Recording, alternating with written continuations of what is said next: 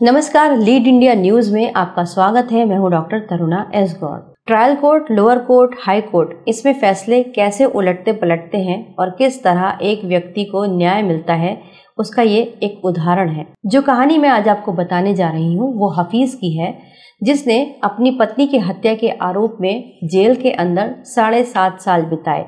लेकिन जब मामला हाई कोर्ट पहुंचा, उसके बाद न सिर्फ उसको बरी किया गया, बल्कि हाई कोर्ट ने राज्य सरकार के ऊपर 1 लाख हर्जाना भी लगाया। बात साल 2017 की है, जब बहराइच के रिसिया थाने में हफीज नाम के युवक के ऊपर अपनी पत्नी की हत्या का आरोप का मामला दर्ज कराया गया।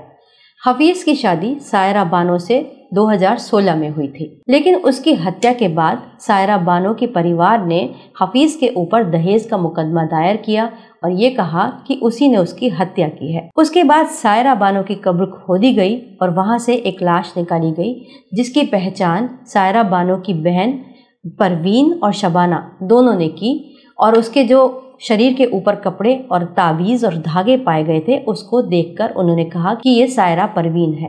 तो इस तरीके से जो सबूत मिले, उनको देखते हुए ट्रायल कोर्ट ने ये मामला तय कर दिया और हफीज को सजा सुना दी। लेकिन इसके बाद हफीज ने हाई कोर्ट में अपनी अपील दाखिल कर दी। अब वहां पर जब मामला पहुंचा तो फिर कोर्ट ने एक बार फिर से गहन जांच पड़ताल की और उन्होंने जब पड़ताल में पाया कि जिस सबूत के आधार पर इस व्यक्ति को यानी हफीज को जेल भेजा गया और कैद उसने काटी, वो सबूत ही निराधार था। दरअसल हुआ ये कि जिस वक्त सायरा बानो की कब्र खोदी गई और उसकी लाश को बाहर निकाला गया, तो वो काफी सड़ी गली अवस्था में थी और उसने जो धागे और कपड़े पहने हुए थे, उनको भी ठीक से पहचान पाना मुश्किल था। इसके बावजूद भी जो सायरा बानो यानी मृतका की बहनें थी, शबाना और परवीन, उन्होंने ठीक तरीके से पुष्टि नहीं की थी कि ये लाश जो है वो सायरा बानो की ही है। लेकिन उसके बावजूद भी ट्रायल कोर्ट ने सजा तय कर दी और हफीज को जेल भेज दिया।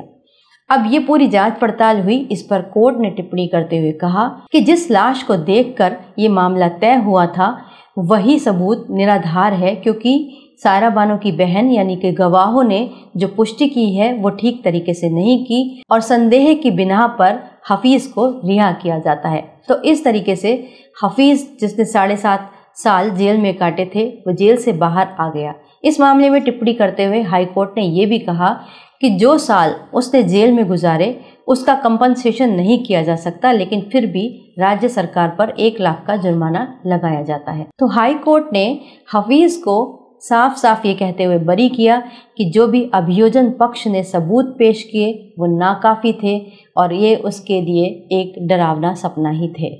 इस वीडियो को लाइक करें, हमारे चैनल को सब्सक्राइब करें। हमारे वीडियो सबसे पहले देखने के लिए बेल आइकन प्रेस करना ना भूलें।